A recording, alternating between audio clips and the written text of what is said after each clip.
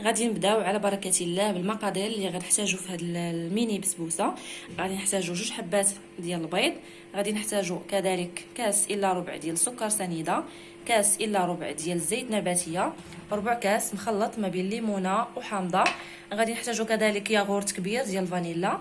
غادي نحتاج كذلك ساشي ديال خميره الحلويات بوزن ديال 8 غرام، ساشي ديال الفانيلا، قبصه ديال الملح بطبيعه الحال اللي تثبيت الذوق، وعندي كذلك سميده رقيقه ديال الحرشه اولا ديال الحلويات.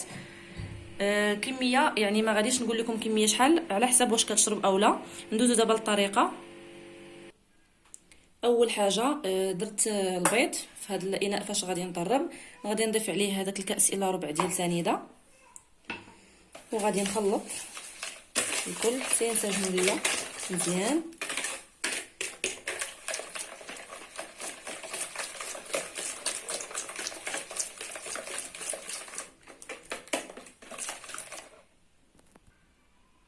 دابا بعد ما خلطت سنيده والبيض حتى داب شويه سنيده، غادي نضيف الزيت، هذا الكاس الا ربع، وغادي نطرب عاوتاني حتى كينسجموا ليا العناصر مزيان. دائما وفي اي فيديو كنقولها لكم، يعني هاد العناصر تخلطوا مزيان حتى كتذوب سنيده باش تنجح معكم الوصفه. غادي نضيف كذلك هذاك الربع الكاس ديال الحامض والليمون وانا كنطرب. غادي نضيف كذلك هذاك الياغورت الطبيعي، عفوا الياغورت ديال الفانيلا.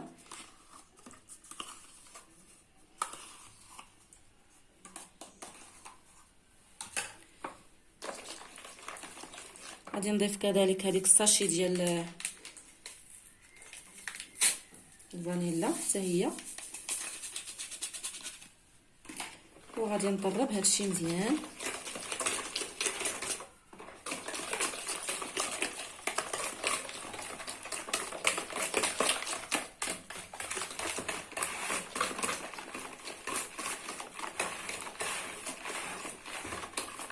صافي حتى كيولي عندنا الخليط على هذا الشكل.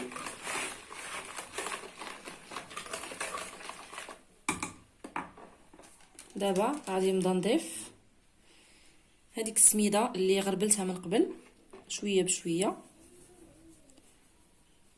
غادي نضيف هذاك الكيس ديال الخميره،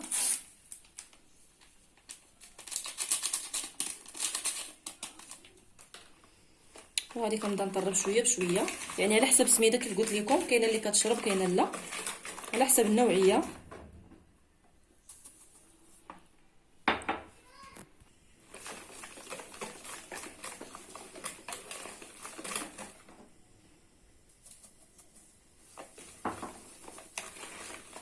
غادي نخليو الخليط يكون خفيف شويه، يعني ما ثقيلش. بين ما جبنا هذوك لي مول صغار ودهناهم ورشيناهم بالسميده، يعني هي راه كتشرب، الا خليتيها مده طويله غتلقايها شربات. تبقاو تضيفوا شويه بشويه حتى كتحصلوا على القوام ديال الخليط اللي بغيتو. صافي غادي نخليو الخليط على هذا الشكل، على هذا القوام. بين ما جبنا ليمون ودهناهم، الا جانا الخليط خفيف ديك الساعه ما شرباتش السميده، غادي نزيدو السميده. غادي نضيف دابا واحد القبصه ديال الملح، انا نسيت ما درتهاش في الاول، ما عليهاش، يعني غير لتعزيز الذوق. صافي دابا بعد ما جبت هاد الليمون غادي ندهنهم بالزبده.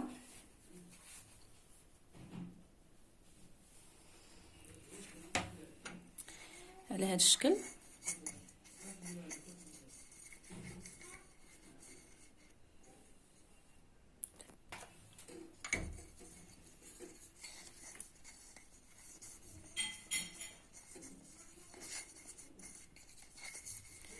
غادي ندهنهم كاملين شويه ديال الزبده.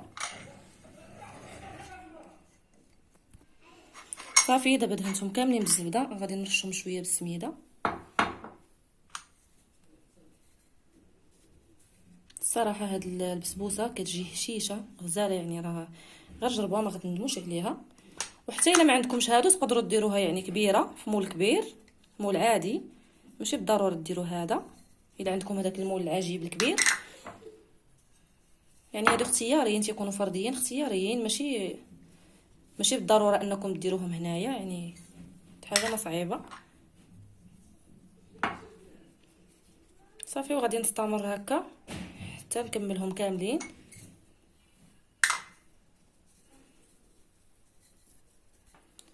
صافي دابا غادي نبدا كنعمر، غادي نضيف واحد شويه حيتاش ما شربتش بزاف السميده. صافي حتى كيولي القوام ديالها على هذا الشكل، يعني خفيفه شويه. دابا غادي ندوز باش غادي نعمر هادوك لي مول. صافي دابا غادي نبدا كنعمرهم.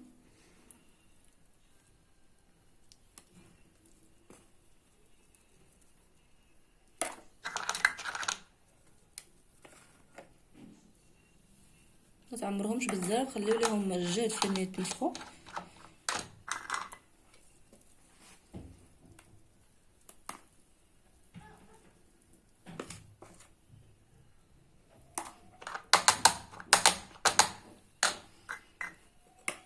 صافي وغادي نستمر غنعمرهم كاملين على هذا الشكل، وغادي نستفهم في لاطه ديال الفران، وغادي ندخلهم ديك الساعات يطيبوا على درجه ديال الحراره 180 درجه.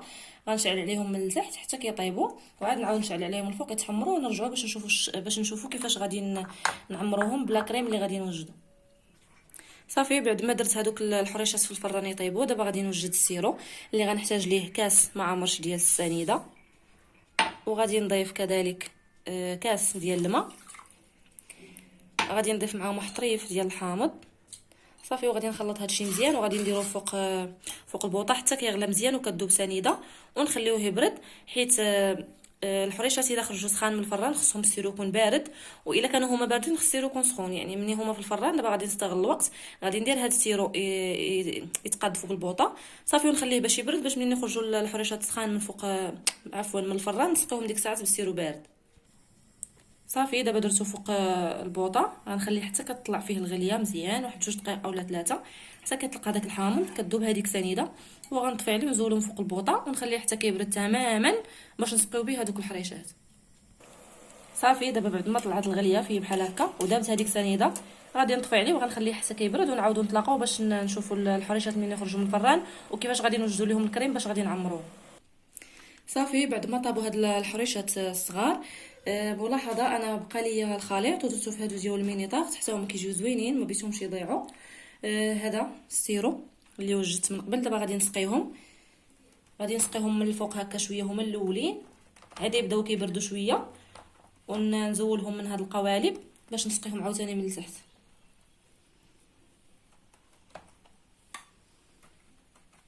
كيتسقاو هما مازالين سخونين، يلا عاد خرجوا من الفران باش كيتشربوا هذاك السيرو، كيدخل معاهم مزيان باش كيجيو هشاش من الداخل.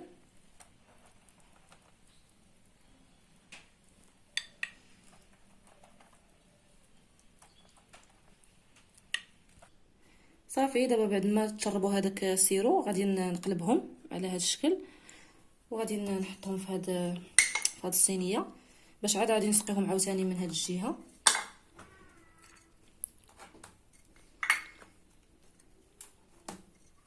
شتي راه كيجيو على هذا الشكل. دابا انا هنا اللي غادي غادي نعمرهم بالكريم باتيسير بالحليب.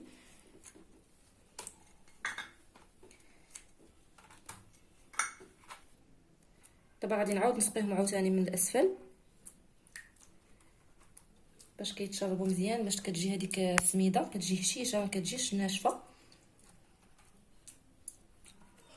كل ما تسقاو كل ما جاو زوينين، يقدروا يبقاو واحد المده في الثلاجه. الا ما بغيتوش ديروا لهم الكريم باتيسير خليهم غير هكذاك. صافي دابا غادي نخليهم هكا يرتاحوا، وغادي ندوز باش غادي نوجد الكريم باتيسير باش غادي نعمروا هاد الحريشات الصغار. دابا غادي ندوز باش غادي نوجد الكريم باتيسير باش غادي نعمر هذوك الحريشات. عندي 2 كيسان ديال الحليب غادي نضيفهم. غادي نضيف 4 كاس ديال سنيده، وغادي نضيف كذلك 2 معالق كبار ديال الكريم باتيسير.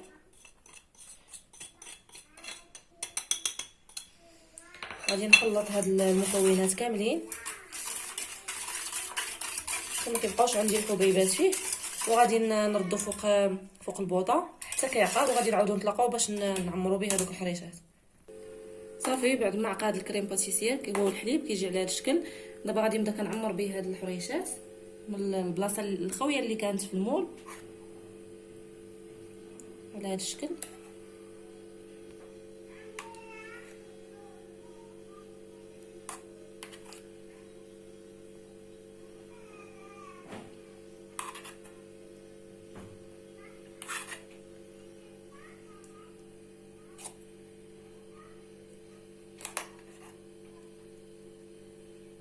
صافي غادي نستمر حتى كنعمرهم كاملين وغنتلاقاو باش نشوفوا الشكل النهائي ديالهم. هذا هو الشكل النهائي ديال الحريشات ديال اليوم، كيجيو على هذا الشكل. انا زينتهم بالطريفات ديال الحامض، والتزيين كيبقى اختياري بطبيعه الحال. نتمنى يعجبوكم وتجربوهم، واللي كيزور القناه اول مره يدير جيم لا فيديو، يدير اشتراك ويفعل الجرس، ونتلاقاو ان شاء الله فيديو جديد مع وصفه جديده.